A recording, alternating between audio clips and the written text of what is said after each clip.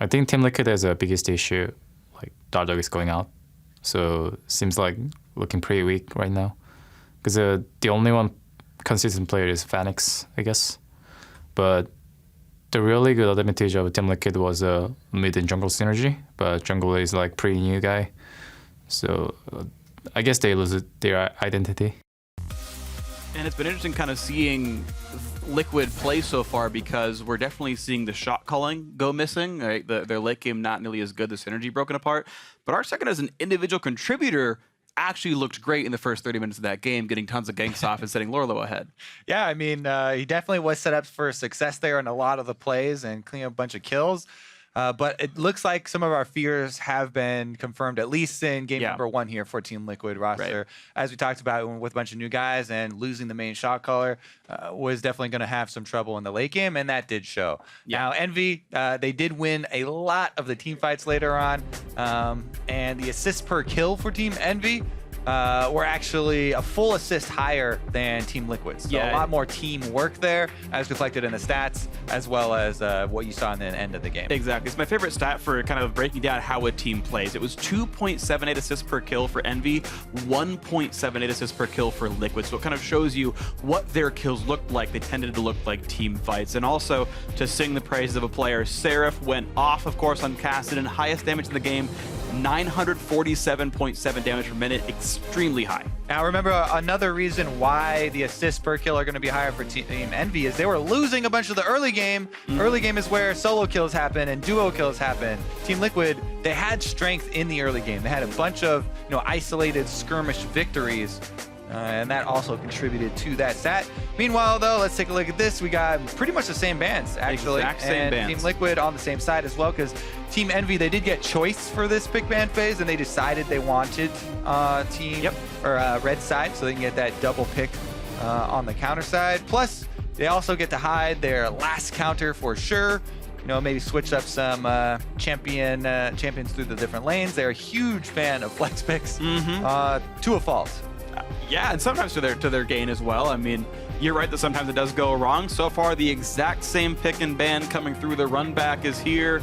Echo being hovered, and look at this, more similarities. The same comp so far allowed. Actually, no, some differences, of course. Instead of the Rek'Sai being grabbed up, is now the Gragas saying, okay, Arctic, you can play Gragas. What else can you play? You had a lot of success there on the Gragas. The thing is, Rek'Sai is even easier to play than Gragas is. So sure, I'd say he should be happy to play Rek'Sai. No opportunities for the ultimate to miss, because you can only use it if you click on a tunnel. It's true. You can ult to the wrong place. I mean, you also get passive attack speed, so I guess you can use it without doing anything. As long as you hit Control R. Congratulations, using ultimate properly. Well, we'll see what else changes up. Still the early priority on Braum, which I always like because he's good against Sivir. I think if Sivir's allowed, you should put some priority on that champion because he breaks up Ricochet. But even still, I think Sivir a great champion. We'll see if it comes through. Last time around, Liquid would have rather played Jhin. We're going to change that up and actually go Bard Sivir here. All right, so they steal away the Sivir from Laud, and they do pair it with another very good assister here. Bard in the bottom lane, going to create some more plays. Matt's Bard was one of the things that got him a huge amount of notoriety in North American LCS, and one of his most praised champions. We'll see if this is going to be enough to turn it around for them. There definitely are possibilities of cross-map plays with the Bard. You're double ranged as far as, the 2v2 lane, trying to play into Braum, try and abuse him early on, make use of the side lane brush to get off a lot of extra harass, whittle him down. Definitely have to respect the kill pressure, though. Lucian Braum, one of the old school kill pressure duo lanes there, especially with Proxen on the Gragas. Proxen's been one of those guys to take some oddball gank routes and gank early and often with that champion. For sure. It's worth pointing out an interaction that Braum has with Sivir is that even if you spell shield the 4th hit of the Braum passive, it doesn't go on cooldown. He can just re-tag you and stun you right afterwards. So if you're stuck in a scrappy battle, you're gonna get stunned at some point by that Braum. I mean, so life can be hard, and we actually have the Cassidon coming back through. So Liquid saying, I think we can pick better. 2 Cassidons in a row. Will it be better, though? Let's see here. Phoenix did have a very good individual performance, and we didn't expect anything less from Phoenix, right? As an individual player, has been great for the majority of this LCS split, and also had another good game last time around. This time, though, he'll be in the counter matchup. The roles have swapped here. Ninja taking the Vlad, and this time Phoenix will get to try his hand at assassinating the back line. What if we're in a world where it's actually still top cast and an Echo goes mid? I mean, it could very well be. I don't see the reason to do that because they're both, you know, assassin, melee, EP champions, and Lorlo has so much more time on Echo than he does on Kassadin. Agree completely. I think it makes a lot of sense. Last pick comes through as Aurelia for Seraph. Last time around, he played Kassadin as the counter pick. This time, Kassadin taken, of course, off the table. Liquid said, no, you can't. That's going to be our champion. So he moves down the tier list, I guess, to the Aurelia here. He hasn't actually played that champion very much in the second half of the split. Used to play a lot of split pushers early on in the season. That's tapered off, but he's now back with the Aurelia here in the regional qualifiers, up 1-0, hoping to make it 2. Question is, will he build it like Ray builds it? Dustblade second, unlikely. And go full assassination damage. Definitely unlikely. I think it's very funny here that this pick ban's Team Liquid have basically stolen away the strategy that Envy used in the previous game, taking away the core of Kassadin and Sivir, with a little bit of augmentation here with the Bard to be able to set up these plays. Yeah. It's really scary. If Bard ult lands, you know there's a Kassadin, Sivir speed boosted dive comp coming at you. Pretty soon. One thing that I think is very good for Liquid here, those who get ourselves into the second game, is they've picked champions that will just work better in the late game, where if they already assume they're going to be better at ganking, they're going to win their laning phase, they're going to get that 5,000 gold lead at 30 minutes or so, well, now their champions are suited to actually push that advantage forward and close the game out instead of getting outscaled, and so some of the weaknesses might be covered up by their champ select as we get ourselves into game 2 as Liquid hopes to make a comeback against Envy, who squeaked out game 1. Meanwhile, Team Envy looking to cement that 3-0 that Lod was proposing in his video. Yeah, push it forward. It's definitely the hope that Envy can close this out, hide their counter picks, hide the rest of their strategies, and show up tomorrow refreshed and ready to go against Cloud9. I mean, that would be one of the most epic gauntlet runs. And this is coming from a region where we had the Cloud9 run where they went all the way. I was going to ask you, actually, if either Envy or Liquid do make Worlds, is that more or less impressive than the C9 run? Oof, I mean, the C9 one was really epic, but with C9 being higher than Envy now in this gauntlet, like C9 and Immortals right now are, it's just kind of assumed that that will be the last game hard of the final gauntlet bosses, because both of those teams already shown in playoffs that they are, putting in a ton of work right now, and part of the reason why Envy and Team Liquid are so considered so much underdogs in the gauntlet is not only their finishes, but also I guess we haven't seen them in a long time, so we haven't seen any improvements, whereas we've seen on screen the improvements that Cloud9 has made from the regular season to the postseason. Just watch Impact for the last couple of weeks and you're like, okay, this is gonna be hard. If it was just that one player and everything else, I'd say that all right, we are gonna have delayed invade to stop this Gromp though. Let's see, will they be able to finish it? They're actually staying on it a long time. Stayed on it very long here. They're not respecting. They saw him come in here to try and... All right, time to earn a little bit of gold. Oh, he's gonna get it! Yes, he is! Unlucky. Matt swags away and goes, I don't want to get queued. He might get queued. Ooh, what a great stun, though. Flash auto, okay. Matt's still in danger. My life for the Gromp! Exhausts Lod, might have to flash away. Hakuho doesn't have his own flash. Q's not gonna land. Chase him down, tilt! Heal, flash! And Envy are gonna miss half a minion wave. They're gonna lose all the health they lost from fighting the Gromp. And Jinth is quite far ahead. Jinth got solo experience on the first wave. Plus, Matt's not even behind because he got Gromp experience. Stealing the Gromp. They're both this is Sivir with control of the lane. It is Sivir paired with a ranged champion to also try and harass you as she has control of the lane. And Team Envy, almost always when people place a defensive ward and they start the Gromp and they see the enemy come in to try and harass them on Gromp, almost every single time they'll stop and they'll say, oh, you know what, we're not going to take any more damage from this, and they just go to lane. And both teams consent to no jungle starts for themselves. But Team Envy a little bit stubborn there, and they are punished for it as Matt not only steals the Gromp but baits out an extra summoner. Well, I guess he used his exhaust too. And right now, actually, ARC2nd is a camp ahead of Proxen. Was already level 3 when he was doing the blue buff steal. Proxen just hitting that level himself. So ARC2nd actually in a pretty good spot himself up a camp. As we said, Rek'Sai is a more simplistic jungler, a lot easier, especially for someone who recently has switched over to jungling. This would definitely be my go-to champ for pro play. A little bit less early playmaking. We'll see if Proxen can make that up. He definitely still has flash, but he's been seen on that deep river ward from Lorlo, so they know his whereabouts and shouldn't be surprised. Yeah, shouldn't be too much. We'll see what happens though as Proxen is roaming around in the mid lane. Phoenix, half HP, level 4, Kassadin already out of potions. But a great ward says, there's someone coming. And that ward is, I mean, it's kind of expected, right? Because I said they just got seen in the river. They knew he was over there. There's only one place he can go. He just went down from the river. They know he just cleared out that side of the jungle, so good job there. Phoenix spies him, and he will not be surprised as predicted. ARC2nd wastes a little bit of time at the mid lane. Looks like he's going to fight for the Scuttle Crab in the bottom river right now as Ninja pushes the wave in. And Phoenix will likely, he will teleport to get back in and not miss too much here. Right now, +2 minions for Ninja. Yep, use your teleport to get back to lane. That's how you shore up Kassadin's laning phase. First teleport doesn't provide a whole bunch of kill pressure unless something crazy happens in one of the side lanes where they're just trading super hard very often. I'd say most of the time you definitely want to use it just to get back to lane and try and get through that lane phase, and it's working out well for him. Was able to refill his corruption potion, add the extra ring here, and try and get to that level 6.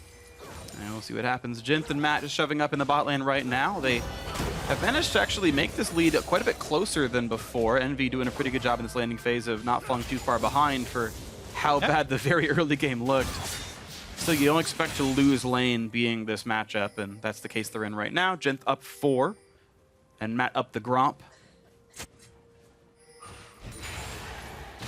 Otherwise, a pretty docile game right here. Slight farm lead for Phoenix, good for him. Top lane actually going a bit better for Lorlo than it was in the prior matchup. Now that he's facing Aurelia instead of the Kassadin, and life looks good. Look at this, good guy. ARC2nd brings a pink ward on his first move up to the top side, places it for Lorlo so he can keep pushing Seraph in.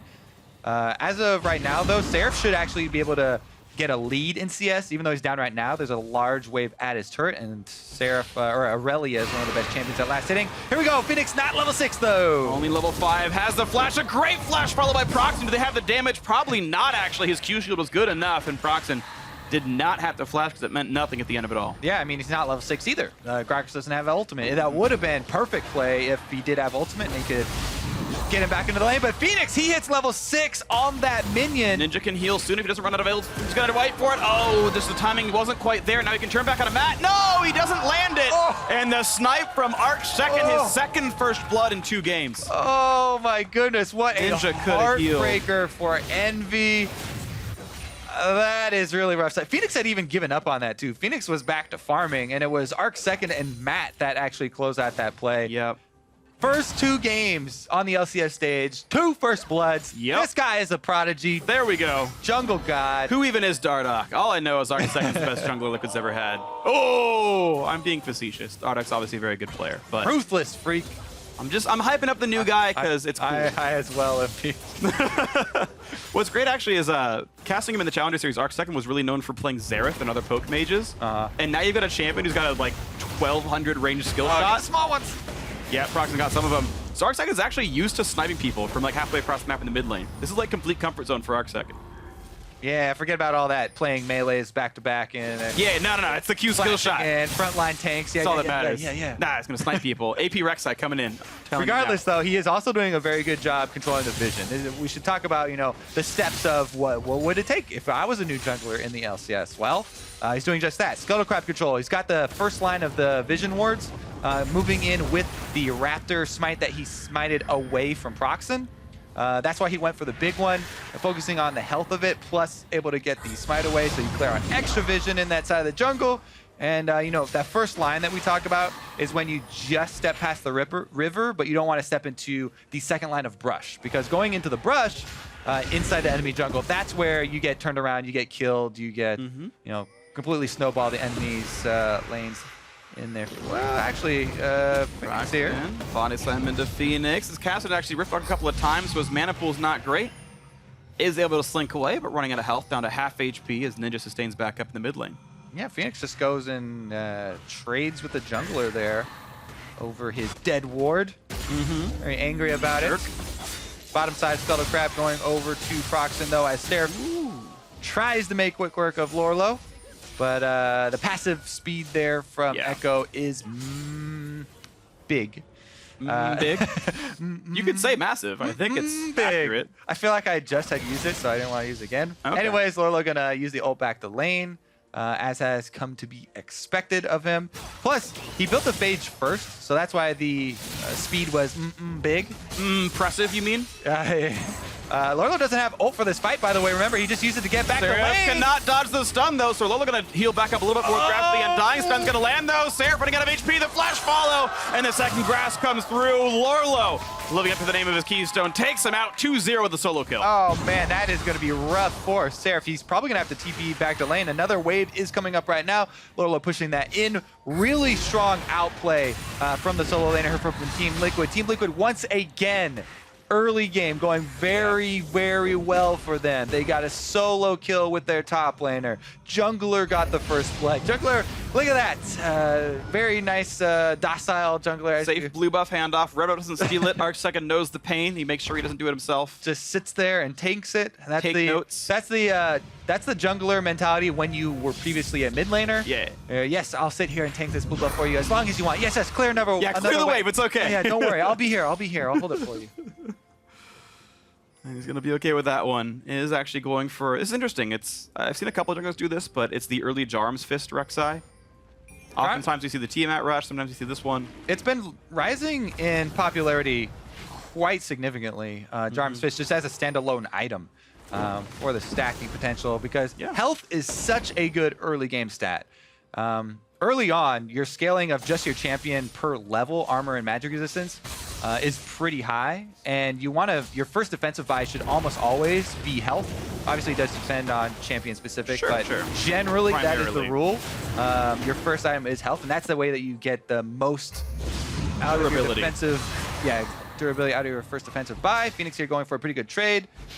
Does get his Thunderlord's proc, and Proxen waiting to punish him next time he does go for it. Okay, there's the Rift Walk in, but Phoenix has basically 1 million mana at his disposal. The solo Drake take actually got a little bit of help from his team. It looks like they were running over, but Arcsecond has himself an Ocean Drake for the rest of Liquid. Now Hakuho's got to run away a little bit, puts up the shield, jumps back to Lod as they retreat.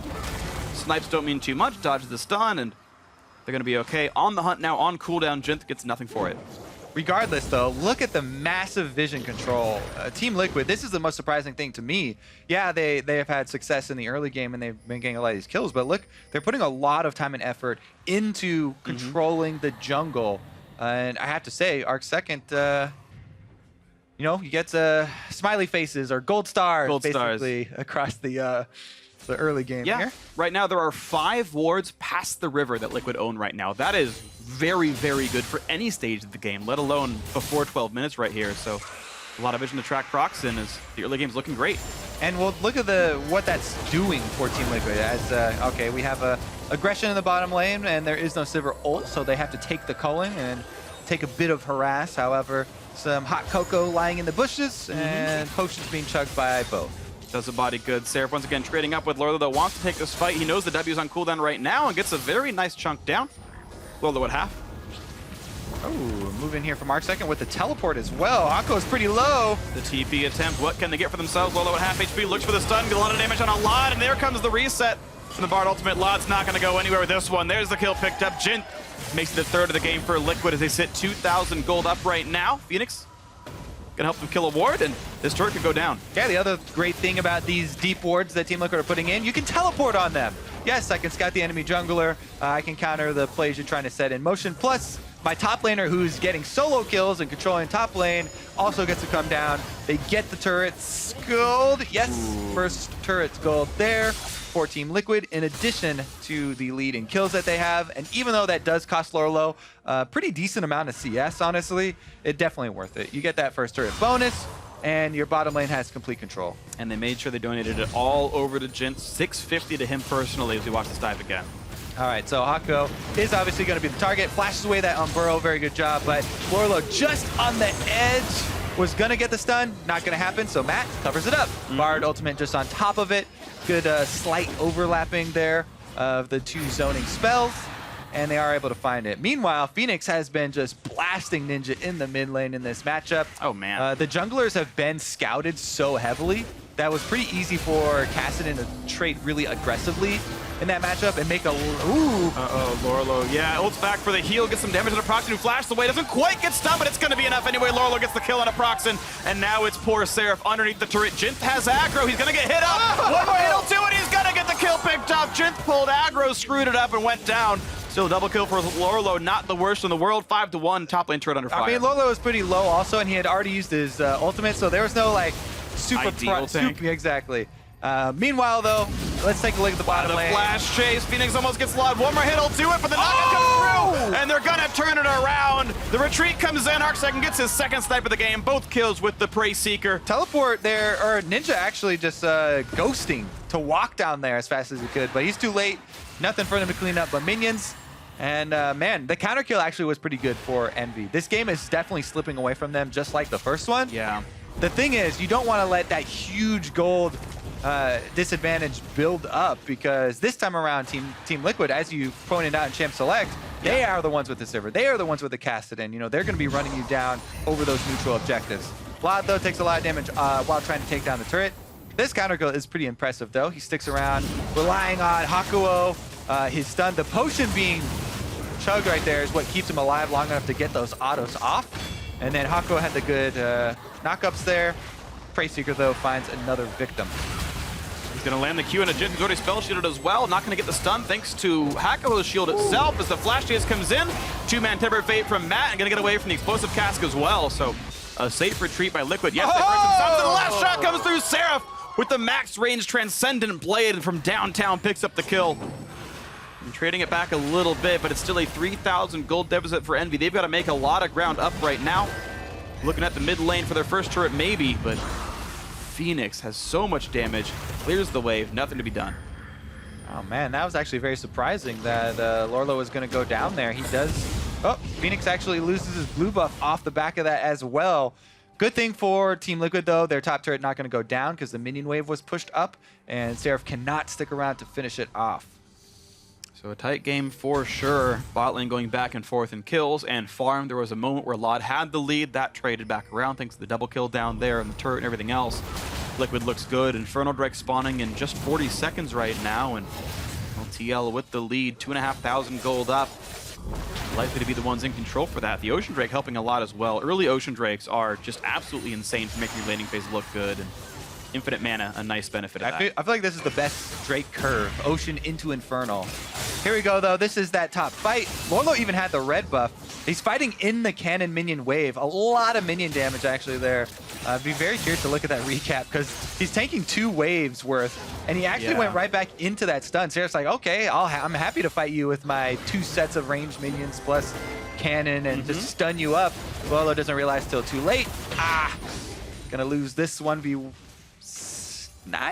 Yeah, 1v9 if you count them as... We had discussions earlier about minion rights, and if they count as full, full champions. They definitely don't count as full. So maybe if you have 3 waves. All right, that's like each wave is a champion. It's like a 1v2.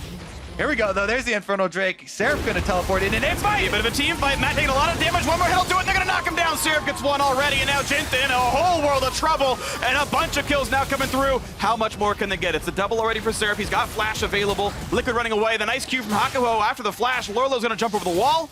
He also has his ultimate, so I don't know if that flash was really advised, but Team Envy are gonna try and get a turret off of this. Minion wave control is really the objective small, though. here. It's not going to be enough to tank this. Watch out, Ninja could get stunned. He might have to pull, and he will do so. Hakuo quite injured. Is there much more of a chase for Liquid? Phoenix, wants to go in full health bar. Lorlo gets stunned up, and oh no, that was way more than he wanted to bite off right there. The second time Lorlo dies for phase diving in. I don't think they were communicating that, because it looked like Lorlo was just playing off of Phoenix's actions rather than pre-planning that re-engage. Kassadin had already turned around, just going for some poke there, and Lorlo went for the kill. But let's take a look at the first kill. Matt was CC'd down as he got culling.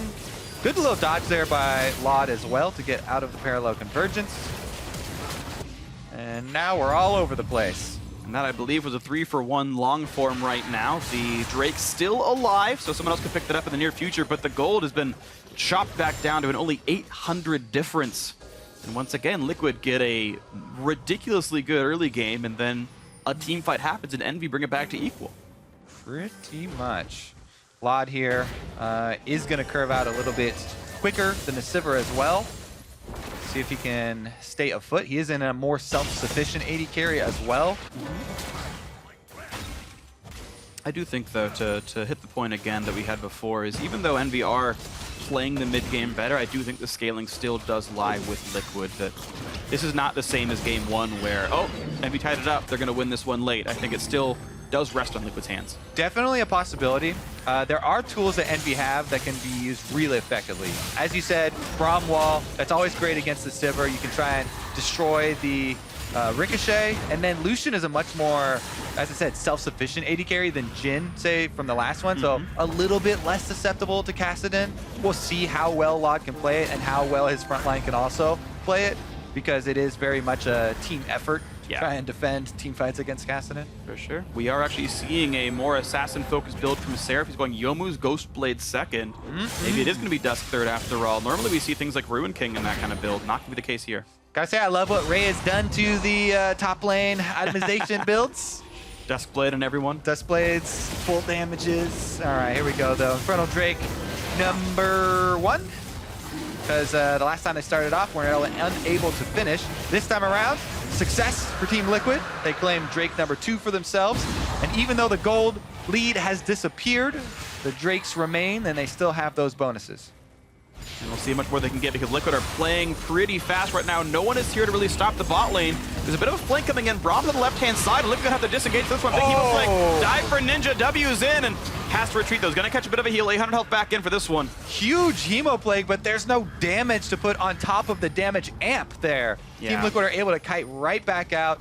They trade ultimates. That was the Sivir ultimate blown to kite it back out. And we'll see what they get when they stick around here. Attempted blue buff. Looks like it went over to Proxen on Envy, though he's wearing a blue himself.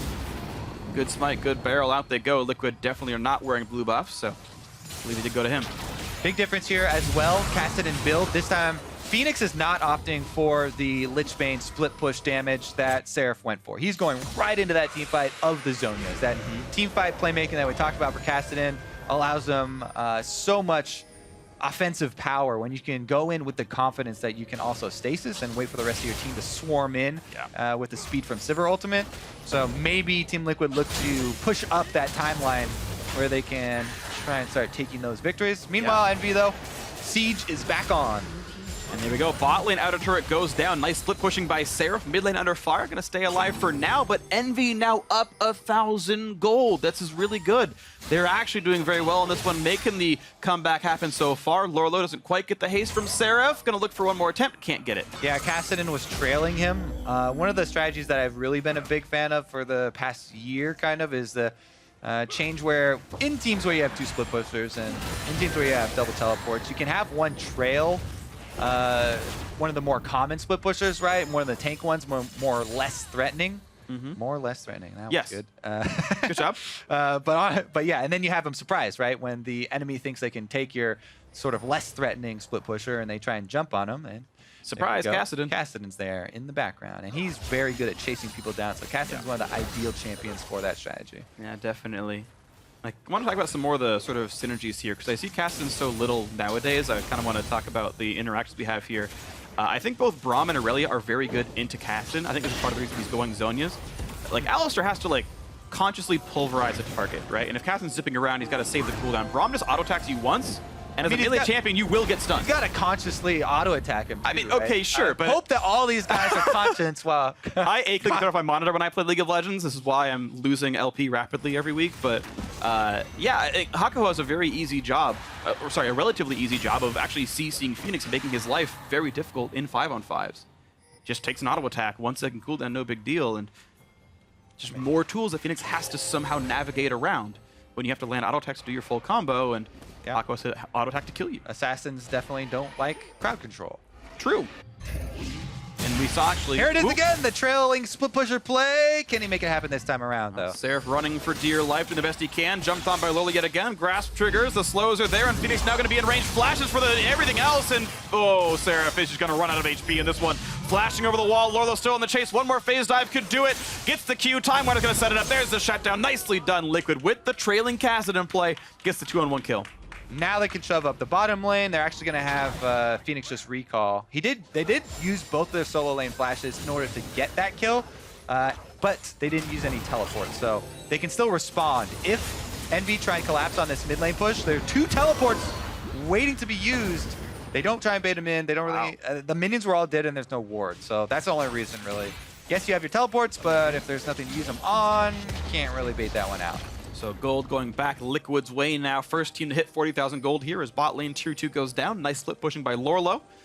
You saw a little bit ago, Jin, very afraid of Envy's potential fight and kind of burned his ultimate a bit prematurely. So no On the Hunt available for a little while. It will be back up well in time for the next Drake. That shouldn't be too big of an issue, as the 45-second timer is all that Liquid needs. Blue Trinket, Proxen should probably get this smite. Yeah. Probably. Nicely done, he gets it. There is a stage in the game where you really start respecting Mage Burst and mid laners, and that's why we always talk about, oh yeah, you need a zone for Baron smites and stuff like that. Not quite there with the Rod of Ages and Zonias. Can't quite out-damage the smite yet. Arc second going to Titanic Hydra as well, so more damage coming out of the backside. And now Phoenix, finds 3 enemy champions there. Ooh, dodge the body slam for the flash knockup. It's going to be everything they need. I don't see him getting out of this one. One more hit will do it. Lot gets himself the kill. 2, 1, and 2 for this Lucian. Time the game back up. Envy still striking back. Yeah, he will come up in time for the Infernal Drake. So for Team Liquid, yeah, that always sucks when you give a kill like that, but you know, they do have a Sivir they can try and rotate over for wave clear. And but will he be in time? This turret's going to lose a lot of health. Sivir's not there. Arcsecond doing what he can, but he has to respect some of the damage output and be just a little bit gun shy because they're actually playing the split push game. Seraph is in the mid lane, just soloing that mid lane turret down. Gonna knock it out, and Envy tying the score up again. And look at the knockback out of Lorlo. He's gonna ult back in, but a couple more attacks will do it. No, Tempered Fate hits him. Will this be the re-engage for Liquid? Damage on a Seraph, quick shield block for Hakuho, and they're going to be okay. But if they can whittle him down, you know, chunk out the health bars in preparation for this Drake, that also is a very big deal. Now it's only 10 seconds away for the Infernal. Envy healing back up in the river, and they have a teleport on Seraph. So Seraph is going to purchase, then come back out onto the field. And meanwhile, the Ocean Drake Liquid got earlier is helping them stay topped off for this move forward. They're all nice and healthy. Right now playing mid lane priority is Liquid as the Infernal Drake spawns just now. And Envy say, do we rush Drake? Do we defend mid? And they're gonna waddle over towards the mid lane, but this is a bad choke point. This could be cut off. You can see Matt looking for the stun. Look at that ward now. Seraph's going on it. Here comes the Seraph flank. Look into the back line for Phoenix as Liquid runs away, but it's a bit of a disjointed retreat. Seraph's got to run back into the slow into Arc second. Watch out for the stun as Lorlo looks for a little bit, and it looks like Seraph's TP means basically nothing. Definitely a bit disjointed, as you say. Pretty hard to collapse on that, though. I mean, the Team Liquid squad is very mobile. Uh-oh. They're actually going to try and start up Inferno while defending mid.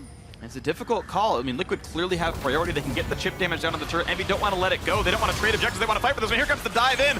Ninja wants Jint. Explosive cast doesn't do a whole lot, but it does mean Sivir gets dropped out. 1 for 0 so far. Ninja catches the heal. They're now on to Matt, and Bard goes down. The third kill as well on the backside. Arc second drops his life. Now a gold lead for Envy. It's a 5 versus 2, and they're going for Baron. Yeah, they can upgrade their neutral objective now. No longer focusing on Dragon.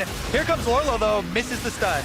Missing the stun. 600 health going back into Ninja's pockets thanks to his empowered Q, and Envy make the right call to go for the fight. It was tricky, but they made the call. Knockup from Hakuho just trying to buy time because they're saying focus Baron, knock it down. 1,000 health left. Smite is up for Proxen, and he's going to pick it up cleanly. Nicely done, Envy now sizably ahead. Good job by all members there. Nice zoning from Hakuho. Able to get the knockup on both solo laners. Doesn't go down. They don't lose anyone in this fight, and they get the Baron afterwards. Jin spends the entire time just running here. Ninja drive-by kill onto the Sivir, circles around. That was almost all Ninja right there. Just runs through the entire team. Vladimir drive-by, and Jint did not get more than a couple autos off. Maybe only one the entire time. And he, is going for the standard offensive build. I can't fault him for going into the items he's going for here, but he just got worn down so rapidly here. That's why Ghost is so popular on Vladimir. You know, there is the option, as we saw last game, to take teleport as well and have that extra global, but Ninja making good use on the team fighting there. Able to get huge neutral objectives for the team. Baron and Infernal over to Envy. And once again, we have a game, early game going over Team Liquid. Couple of solo plays, some jungle first blood. Envy takes over in the mid game. More coordination here. And actually, they do not have teleport on Seraph, so Envy has to run for it. Sivir ulti pop, Liquid pulling the trigger, trying to make the play happen. Lorlo's on the flank, lands a two-man stun. Here's a knockout from Arch second. This is the fight that Liquid needs, but do they deserve it? It's a two-man temperate fate to make the play happen. Ninja in the front lines, but he's pretty tanky on the Vladimir. Dives forward, puts on the pool. Lorlo running out of health, and now Arch second gonna get stunned up. This is now a dead Rek'Sai. No, she's gonna just barely slink away, but here come the reinforcements. Seraph is on. He's here to make some arrests. Looking for the kill. Ooh, onto Matt they go. Phoenix in the back lines as well. Trading blows back and forth. A very spread out fight as Hakuo's out of HP, but it doesn't matter. 2 kills picked up, and now Phoenix on the wrong side of town. He's not going to get revived for this one. This is going to be Proxen. Dancing around. No help. Well, he's waiting for his team. He can't win what's going under Phoenix. His team is not coming. You can wait as long as you want, but Hakuo's only got 100 HP. No one's around to help him. He's just buying time because the rest of the team running around near the mid lane, near the bottom jungle, and just a strange encounter all said and done. Trying to trap a Kassadin. Good luck with that. He's got full mana, and an Ocean Drake's actually giving him some health back. There's the body slam flash, and Proxen gets the officially solo kill. Patience there. Yes. Proxen. Wow. Toys with his prey for a little while, corners him against his own base. Meanwhile, though, the reason he had to do that and the reason he had to wait, Laud and Seraph as well were pushing up, and they're trying to get that global gold, make use of the Baron buff. All right, nicely done. And here we go. A 6,000 gold lead puts Envy in the driver's seat. And once again, they have done such a better job of winning the team fights. Now into bot lane tier 2. The macro play, honestly, just on point for Envy as they grow the lead even bigger. Eerily similar to game number 1 here, and yeah, the map has gone dark for Team Liquid. All right, let's look at this, because this is one of the cases where it was almost Team Envy. Eyes getting a little big here and chasing too many kills at once. They realized, though, that they were starting to lose a couple of the battles. Hakuo got super low. You know, they almost didn't have enough people to send off and chase down all the kills, but then they recoup. They collapse on the stragglers and are able to pick up some more advantages for themselves. Only one outer turret still stands for Team Liquid, and Envy have actually grown this into a very sizable gold lead. Yeah. 6,500 right now. We'll see if it gets any bigger. Chances are it will. They've been the better team in the late game. Absolutely. Ninja playing the wave clear, no big deal. Mid lane under control entirely. And at this point, you just kind of watch from Envy's perspective and say, what's next for these guys? What's the next objective for them? Because anything they want, they tend to be able to take. I say go back to the split push. You know, they're sending Seraph. He's got the teleport. He's got 2 levels on Lorlo and Phoenix. So oh, man. I don't care who you send at this Aurelia. There's nobody that can answer it by themselves. I'm not even quite sure if they can kill him in another one of those trailing solo split pusher plays where they both go.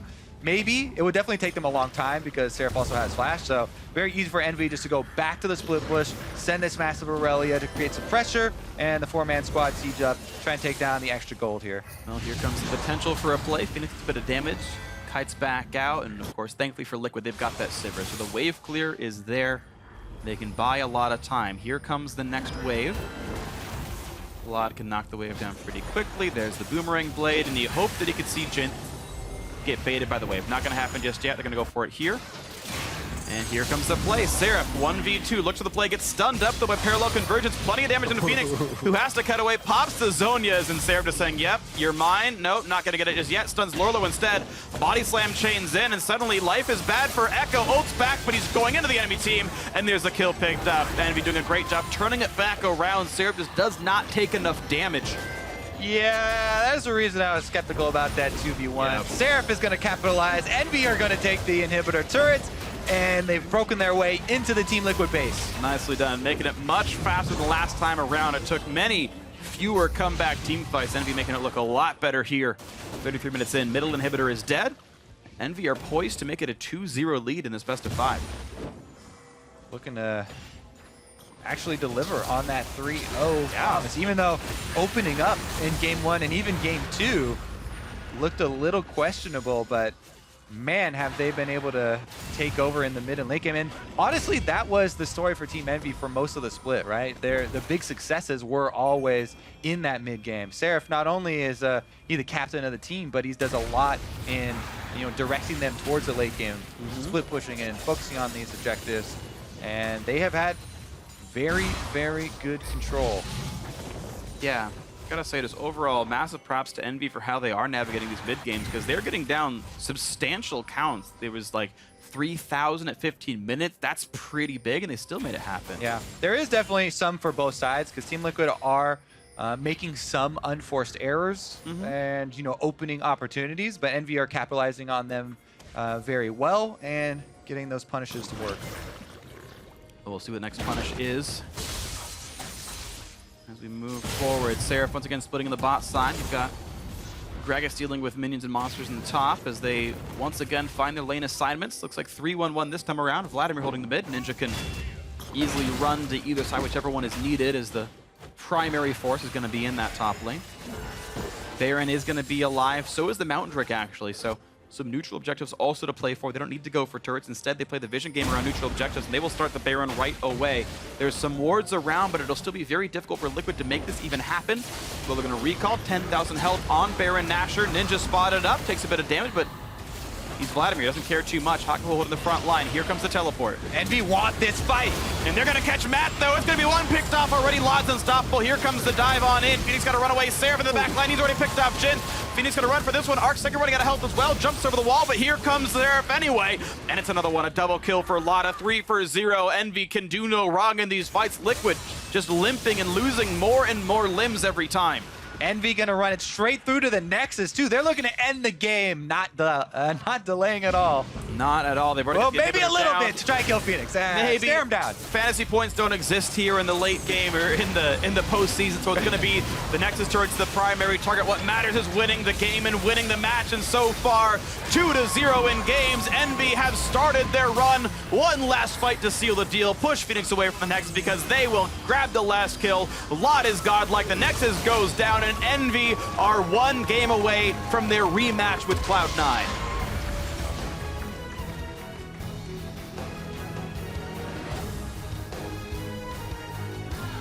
Team Liquid definitely with some issues to clean up towards the mid game. Losing Dardoch, that's why people said it was such a big deal, because losing Dardoch, not only is he a great individual jungler, right? This guy, he's got great mechanics. People are saying, oh, he arguably could be the best person on their team just as an individual player. Sure. But he did so much as far as giving the team a direction in the game, right? In-game shot calling is one thing, in-game leadership is another thing on top of it. And, even if, some of the words he uses are harsh sometimes, or they create strife within the team, Team Liquid without Dardoch previously in the season looked like they struggled to find that direction, right? Yeah. And that is kind of surfacing here. Yeah, the direction they've gotten right now has been downward. They're finding the ganks, and again, I'll repeat what I said from the first game. ArcSecond, as an individual contributor, seems fine. He's getting the ganks off. 2 first bloods in a row. That's a great track record. The early game leads continue to be here for Liquid, but as you said, the leadership, the direction isn't there, and Envy doing such a better job of team fighting. As far as 2-week-old junglers that I've seen, ArcSecond is the best. I got to agree with that one, but unfortunately, Liquid's still not the team that they expect to be with this current lineup. So Envy, hey, good job to them. They're leading this series 2-0, so let's hand it back to the analyst desk.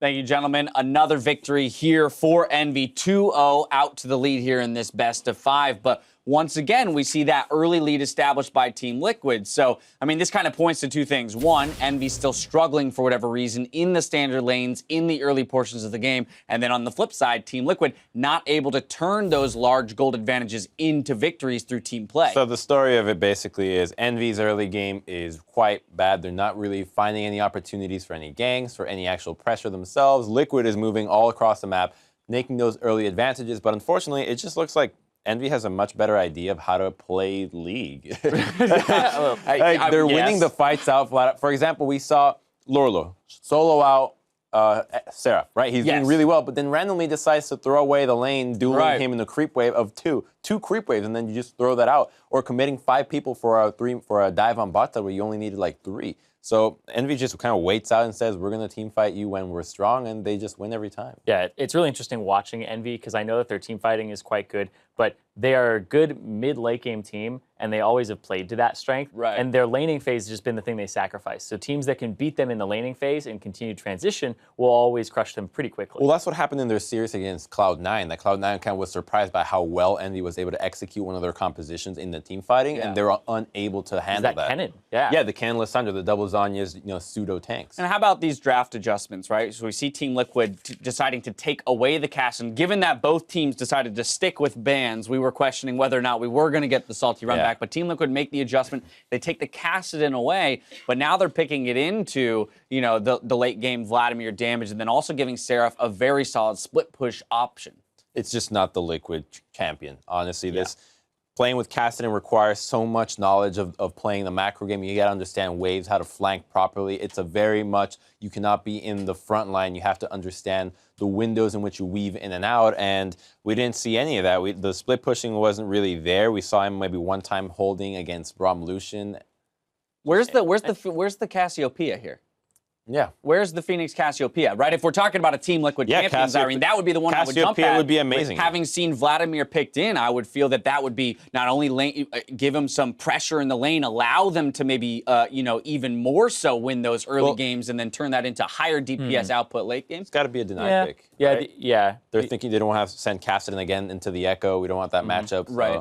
It's just entirely a counter pick or a pick away. Yeah, but Seraph had no problem playing the Aurelia into the Echo. He did the highest damage on his team, second highest damage in the game behind Phoenix. Yep. And that's another thing that's jumping out to me is Envy are always running triple threat compositions with their top laner being somebody who's a big threat. And Lorlo is just getting solo killed in lane a few times during the mid game. He's giving up these leads. Well, we even saw him take grasp with Undying. So when you talk about being a threat, right, just he's opting for a slightly less damage output build in his mastery choice. Well, I mean, we have to remember that Team Liquid has played all this time with Dardoch being their main carry. It's a jungler carry team. And while you have a new AD carry as well, the kind of backbone of the team is the support, the top laner, and the mid laner.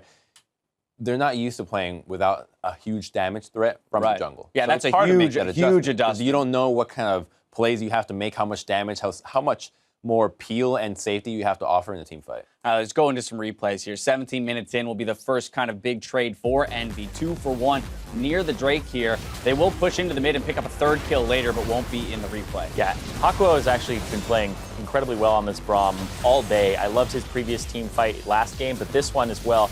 Great Braum ultimate across multiple people, buys them the time, gets knocked upon key targets, and gives them enough time for that TP to come through without the disengage coming down. Well, and that's where I think we return to your point about Envy just understanding how to play League a little bit better. One, they were very decisive in their choice to fight there, but two, in their target selection, right? Zeroing out the Bard and then seeing the exposed AD carry, Seraph knows exactly what his job is on that Aurelia. As long as I get that AD carry out of the fight, this is winnable for us. And they do exactly They don't have to worry about peeling for your AD carry, which is one thing that Team Liquid has been lacking, whereas Envy, you just run the Braum, and Braum is kind of self-sustaining with the AD. Just stick next to him, he's going to be able to stun everybody around him, and it's a lot easier to play it that way, whereas what Team Liquid should be trying to do is just, okay, you engage with 4, and then you split push with Kassadin. Kassadin comes in from the side, and then eliminates the backline, but we never saw that one time. We see them grouped up as 5, trying to make something happen in the death ball. When you're playing against Vladimir and Lucian in the death ball, it's not going to go well. Now, that fight brought the gold gap closer together, but it's once again around the Baron where we see Envy make their real big stab back into the game. This is going to come 26 minutes into the game here. 3 for 0 in the mid lane over to the Baron.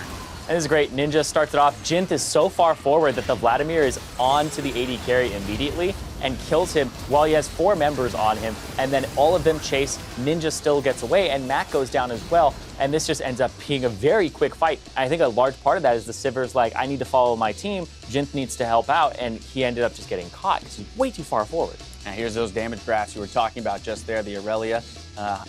Second highest damage of the game against that Kassadin, but you can just kind of see the difference in those split push options, and that's where those 1v1s in the later game were happening. There was no answer to Seraph in that pressure. Yeah, and the macro gets kind of thrown a little bit out the window where the games turn into a, hey, we have pressure, we're just going to push, and you try to come fight us for it. Honestly, this looks like an Envy 3-0. I don't think that any advantage that Team Liquid is able to get is going to be able to transition into a win, but that's what they're here for. They want to practice. It's very obvious that they want to just get some games in with these new guys. Let's look at that Game 3 then, Zyrene, because Team Liquid has opted to swap to the red side for Game 3, so at least something is changing as we enter that third game. But now you're in the position, let's say, as coach of this team. How are you going to set Team Liquid up from that red side to have a successful game here? Yeah, it's got to be, of course, counter picks. Like if red side, you pick it because you want to counter pick. I want to see how their bans change up too. Yeah. Because you might have to leave something open here. Because if Envy are like, oh, we don't really want to ban Gnar anymore, they can pick it up themselves. So that's what it's going to jump out to me. But I think the coach needs to be able to recenter Team Liquid, say, you know what, we're getting all of these early game leads. You guys are clearly a better laning team. And transitioning that, you just make sure you have clear calls, make sure everybody's on the same page, because we've seen flanks that haven't worked out. We've seen that they have kind of the right idea. It's just the timing is different between the members of the team. I think they just need a bit more wave clear, honestly. They're kind of losing a lot of pressure. They're always being later in the pushes around middle because of the lack of champions at wave. So Cassidy, not one of them. You have But they had Sivir at both times. They had Sivir one time. They had Sivir one time. They had Jhin, right? So they had Jhin, Vlad one time, and now this time it's Cassidy with Sivir. Well, Sivir is good enough. Having the mid laner to help that out in the beginning of the early game is a lot better because they're not able to do anything around middle regarding pressure. All right, well, we're looking for some kind of adjustments. Maybe the counter picks will be enough for Team Liquid. We're heading into a 3.5-minute break. Join us on the other side to see if Envy can complete the sweep or if Team Liquid strikes back. We'll be right back.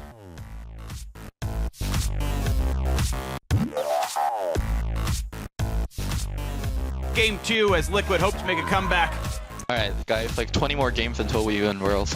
Oh, fuck. That's not hard. That's pretty easy. Flash away, doesn't quite get stunned, but it's going to be enough anyway. Lorlo gets the kill on a Proxen, and now it's poor Seraph underneath the turret. Jinth has aggro, he's going to get hit up. One more hit, he'll do it. Teleport in and It's a bit of a team fight. Matt taking a lot of damage. One more hit, he'll do it. They're going to knock him down. Seraph gets one already, and now Jinth in a whole world of trouble. He's got full mana, and then Ocean Drake's actually giving him some health back. There's the body slam flash. It's Proxen. Envy want this fight. And they're going to catch Matt, though. It's going to be one picked off already. Lod's unstoppable. Here comes the dive on in. Phoenix got to run away. Seraph in the back line. He's already picked off Jhin. Phoenix going to run for this one. Arcseeker running out of health as well. Jumps over the wall, but here comes Seraph anyway. The Nexus goes down, and Envy are one game away from their rematch with Cloud9.